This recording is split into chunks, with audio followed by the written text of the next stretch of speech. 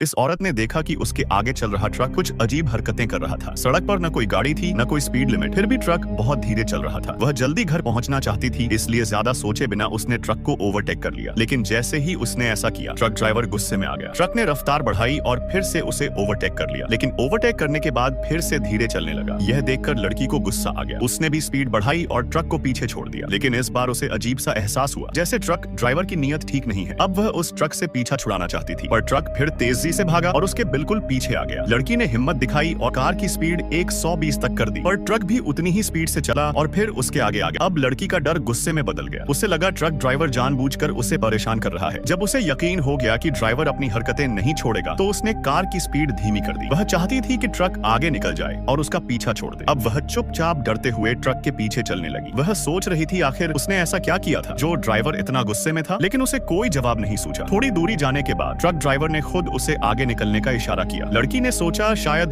अब वो हार मान गया है और उसने कार फिर से आगे बढ़ा दी। पर जैसे ही उसने ओवरटेक करने की कोशिश की, ट्रक ने फिर स्पीड बढ़ा दी और उसके साथ साथ चलने लगा। अब लड़की बहुत डर गई। उसे समझ नहीं आ रहा था क्या करे। उसी वक्त सामने से एक कार आ गई। डर के मारे उसने तुरंत स्पीड कम कर दी और किसी तरह उस मोड़ से निकल गई। उसके लिए यह सब एक डरावना सपना बन गया था। अब उसे यकीन हो गया कि ट्रक ड्राइवर पागल है। वह कार रोककर सड़क के किनारे बैठ गई। आधा घंटा बीत गया। जब लगा कि ट्रक अब बहुत दूर चला गया होगा, तो उसने फिर धीरे धीरे कार चलानी शुरू की। हर मोड़ पर उसे डर लग रहा था कि कहीं वह ट्रक फिर से न दिख जाए। घर पहुंचने में उसे 1 घंटे से ज्यादा लग गया। रास्ते में ट्रक फिर नहीं दिखा, लेकिन एक जगह बड़ा हादसा हुआ था। एक कार पूरी तरह कुचल चुकी थी, पर ड्राइवर का कोई पता नहीं था। शायद वह भाग गया था। लड़की का मन हुआ पुलिस से पूछे क्या यह वही ट्रक था जो उसका पीछा कर रहा था, लेकिन उसे याद आया कि उसकी बीमार माँ घर पर इंतजार कर रही थी। इसलिए वह चुप रही, कार में बैठी और धीरे धीरे घर की तरफ निकल पड़ी। हालांकि उसके मन में एक शक था, क्या वही ट्रक इस हादसे की असली वजह था। वह कई बार पीछे मुड़ी और देखने की कोशिश की, पर ट्रक कहीं नहीं दिखा।